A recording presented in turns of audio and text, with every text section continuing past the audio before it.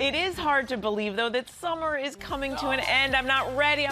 But ahead of Labor Day weekend, Erin Florio, Global Features Director for Conde Nast Traveler, is here to offer us some kid-friendly hacks for hassle-free family travel to help get you out of town without completely losing your mind. Erin, welcome. Thanks for being here. You know, we were talking about this. We all love our little ones, but there really is no such thing as hassle-free travel with kids. So, you know, help parents, you know, get a good sense of the reality of actually traveling with kids. Yeah, I mean, I think that's true. I mean, hassle-free travel sounds like an oxymoron when you're talking about doing it with kids, but the reality is, look, there are definitely stressors when you're traveling with children, but there are so many magical moments as well.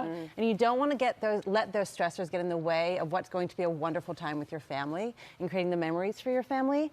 And, you know, with some sort of management of just the way you are approaching your travel, as well as a little bit of the tweaks of your process, you can really help manage those stressors. And one thing I want to say, which is really important, I'm a traveler, I'm a mother, I'm on social media. I see the way travel with family is portrayed on social media. It is not reality. No. You know, it always looks perfect. Everybody's so happy, the kids are behaving, but I guarantee you those families also had these stressful moments. So you're not doing anything wrong when your kid is the one crying on the plane. It's a good reminder. It happens to us all. Exactly, 100%. Okay, so we're going to bring in Will Gans. Speaking of kids misbehaving.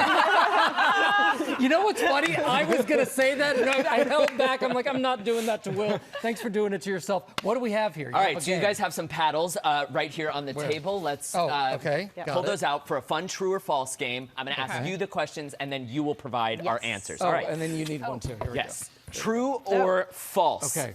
For our first travel hack, you should pack light and buy what you need when you get to where you're going. True or false? I'm going to say false. Erin? Oh, that is true. Whoa, Erin. I'm actually surprised. Yeah, so I mean, obviously you need to bring the essentials. You need to make sure you have what your child is really going to need when you're packing. This is true for your checked-in luggage. You can definitely buy the items like extra diapers, extra wipes when you get to your destination, but it's really true for the airplane. You want to minimize what you bring on board. You don't need to bring, you know, I think our intention is to bring like every toy that the child might want so that they don't cry. You really want to minimize toys. You can make really fun toys actually out of like the stuff on the airplane. Like don't underestimate what you can do with like a coffee cup that they give you with a kid. But also crucially, remember that you do want to bring the minimal amount of stuff, but you want to make sure that you have a little bit extra. So what I always do, if I'm on a 3-hour flight with my kids, I pretend it's 6 hours, because you never know how long you might get stuck on the tarmac, etc. So bring a little extra too. I love that plan. All right, next up, plan long car rides for later in the day so you can squeeze in some fun before you leave your vacation spot. True or false? Ooh, again. Whew. What? Okay, let me just tell you my thinking though. Yeah. I like to wear them out before they get in a long car. Then they'll nap in the car maybe. Yeah.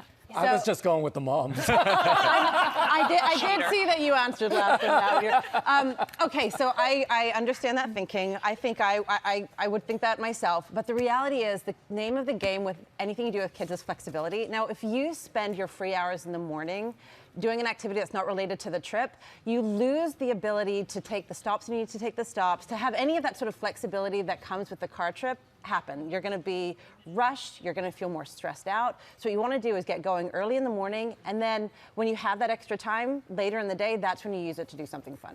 Excellent. Next question. You should involve the kids in research and planning the trip. What do you guys think? True or false? I'm on the fence. I'm going to say this. I'm going to say false. Maybe it depends on the age of the child. Yeah. I'm not letting my 4-year-old plan. Let me put it that way. Exactly. Erin? It's definitely true, but you just want to pay attention to like what you're letting them do. So I think older children, yes, you know, give them a list of activities, let them pick a couple so that they definitely get to do that thing. But with younger children, what I like to do, for example, with my 4-year-old in the airport, it's not so much planning as it is involving. He loves numbers. So when we're in the airport, you know, I tell him like, our gate is 823, then he has to find the gate and he's occupied and he feels involved and he's counting the numbers. So there's just little ways you can do it. All right. Amazing. That was really cute. Very That was fun. really fun. Maybe that's why my shirts We all are learned so something. stressful. Yeah. Thank you so much. thank That you, was Erin. great. Appreciate it. The latest issue of Conde Nast Traveler is on stands now.